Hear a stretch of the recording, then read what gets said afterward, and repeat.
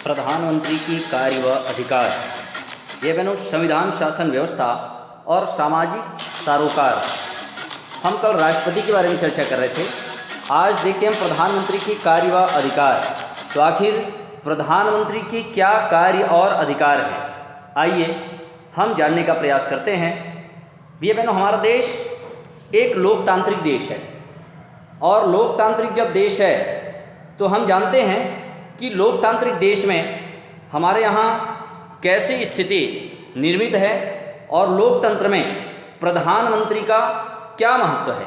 भैया बहनों, हम देखते हैं प्रधानमंत्री और मंत्री परिषद, इस पर हमको चर्चा करनी है। तो प्रधानमंत्री जो होता है वह हमारे देश के बहुमत दल का नेता होता है। हमारे देश में जब आम चुनाव होता है या लोकसभा का जब चुनाव होता है तो लोकसभा का जो चुनाव होता है उसमें सभी चुने हुए संसद सदस्य कहाँ जाते हैं? लोकसभा में जाते हैं। और भैया बहनों, आज वर्तमान में हमारे यहाँ 543 सांसद सदस्य हैं। तो जो 543 वर्तमान सांसद सदस्य हैं उसमें जो बहुमत दल का नेता होता है, जो बहुमत दल का नेता होता है उसे प्रधानमंत्री के पद पर राष्ट्रपति द्वारा नियुक्त किया जाता है।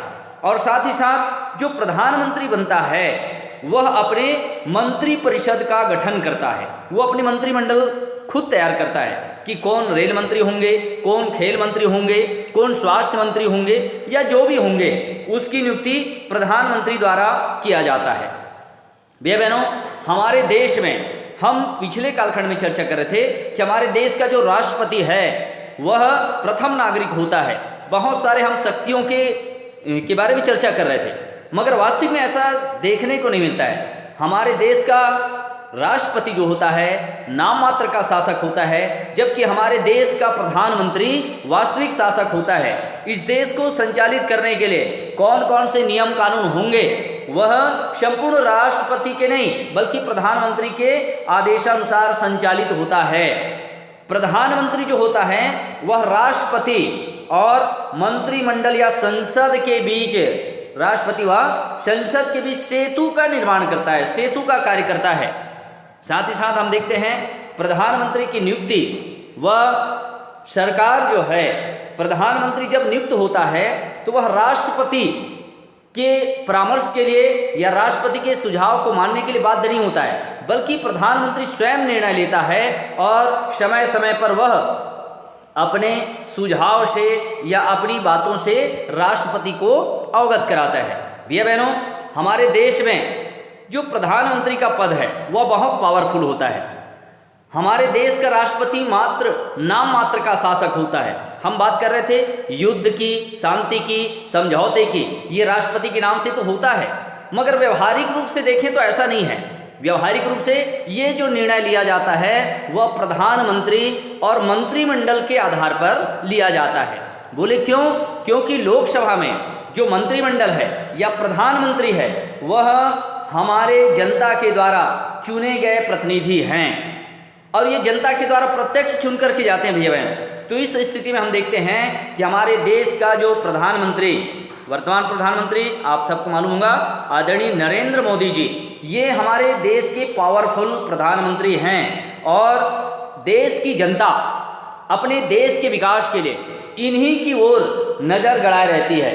भैया बहनों, आप देख रहे होंगे यहाँ पर ये जो प्रधानमंत्री कार्यालय मैं दिखाने का प्रयास कर रहा हूँ, आप देखिएगा प्रधानमंत्री कार्यालय, तो यहाँ से हमारे देश का संपूर्ण संचालन होता है। भैया बहनों, साथ ही साथ आगे और देखते हैं कि ये जो हमारा देश का संचालन प्रधानमंत्री के हाथों में है और पावरफुल है। हम कह रहे हैं अधिक शक्तियां किसके पास है? हमारे देश के प्रधानमंत्री के पास है।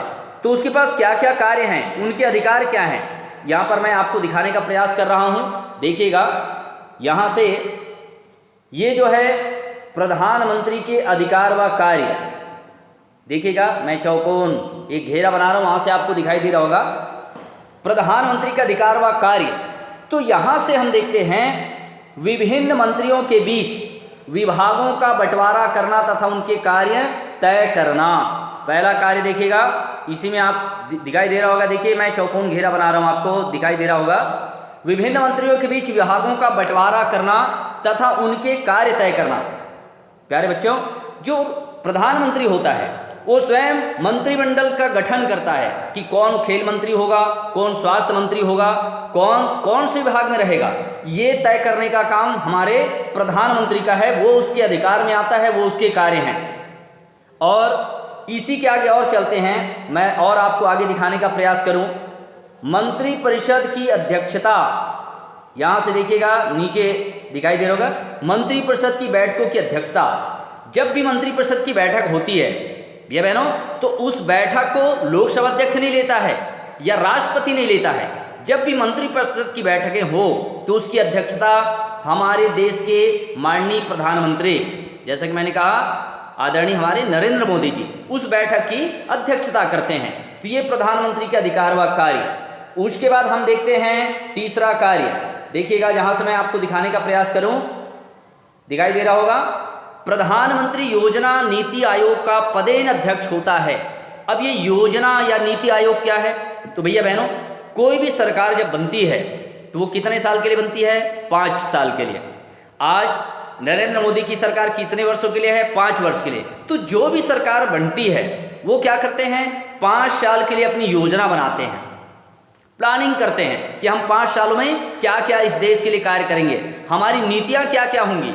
तो इस तरीके से एक योजना नीति आयोग बनाया गया है। वह नीति योजना आयोग का जो अध्यक्ष होता है वह हमारे देश का प्रधानमंत्री होता है। फिर उसके बाद हम देखते हैं और भी चलने का प्रयास करें। इसमें नीचे जहां से मैं एरो कर रहा हूं दिखाई दे रहा होगा, तो इसके बाद आप देख रहे होंगे, यहां से देखिएगा, विभिन्न विभागों और मंत्रियों की नीतियों का समन्वय करना तथा उनका मार्गदर्शन करना। तो विभिन्न विभागों द्वारा मंत्रियों की नीतियों का समन्वय मतलब क्या? सामंजस्य, अर्थात जिसको जो कार्यभार दिया गया है, कार्य किसने सौंपा? प्रधानमंत्री ने, पर उसके बीच आपसी प्रेम, सद्भावना, सामंजस्य ये भी बनाए रखना जरूरी है, क्योंकि मंत्रिमंडल का संगठित होना जरूरी है।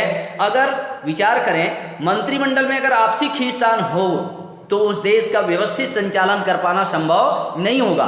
तो इसलिए हमारे देश के जो प्रधानमंत्री हैं, सभी मंत्रियों के बीच समन्वय बनाने का, साथ ही साथ समय समय पर सभी मंत्रियों को मार्गदर्शन भी प्रदान करता है। तो ये हमारे प्रधानमंत्री के अधिकार व कार्य में यह भी एक महत्वपूर्ण कार्य है। इसके आगे हम चलते हैं, मंत्रिपरिषद के अन्य मंत्रियों का चयन करना। दिखाने का मैं प्रयास करूं, यहां से देखिएगा, मंत्रिपरिषद के यहां से इस घेरा के अंदर दिखाई दे रहा होगा, मंत्रिपरिषद के अन्य मंत्रियों का चयन करना। भैया बहनों, हमारे देश में मंत्रिमंडल का गठन होता है, आप जानते होंगे। कैबिनेट मंत्री बनाया गया, सुने होंगे आप, कैबिनेट मंत्री, राज्य मंत्री, उप मंत्री। कहने का मतलब क्या है? तो हमारे देश का जो संचालन होता है उसमें प्रधानमंत्री देश का सबसे बड़ा प्रधान माने देश का सबसे बड़ा मंत्री। उसके बाद मंत्रिपरिषद के दायरे में अलग अलग मंत्रियों को विभाजन किया जाता है। एक सीधा सा मैं उदाहरण दूं, जैसे हमारे विद्यालय का संचालन कौन करते हैं? प्राचार्य या प्रधानाचार्य। मगर प्रधानाचार्य या प्राचार्य क्या करते हैं? क्या पूरा विद्यालय का कार्य अकेला करता है? नहीं। तो उसने क्या किया है, हर मंत्रियों को जैसे प्रधानमंत्री कार्य बांटता है, वैसे एक प्राचार्य भी वही करता है। जैसे मुझे परीक्षा विभाग का संचालन दिया गया कि थैलेज जी परीक्षा विभाग देखेंगे, हमारे आदरणीय वैष्णव जी हैं जिनको गीत संगीत विभाग का दायित्व दिया गया है, फिर वीर सिंह जी हैं खेलकूद, शारीरिक, इस तरीके से अलग अलग विभाग बांट दिया जाता है। तो ऐसा क्यों किया जाता है? ऐसा इसलिए किया जाता है भैया बहनों, ताकि हर कार्य व्यवस्थित हो और सुचारू ढंग से हो, किसी भी कार्य में व्यवधान ना आए और सबके बीच आपसी सामंजस्य बना रहे। तो इस तरीके से प्रधानमंत्री के अधिकार व कार्य हमने जानने का प्रयास किया। भैया बहनों, ये जो टॉपिक मैंने समझाने का प्रयास किया है, प्रधानमंत्री के अधिकार व कार्य, ये महत्वपूर्ण है। मैं समझता हूँ आज के लिए इस कालखंड में इतना ही, आगे के कालखंड में और चर्चा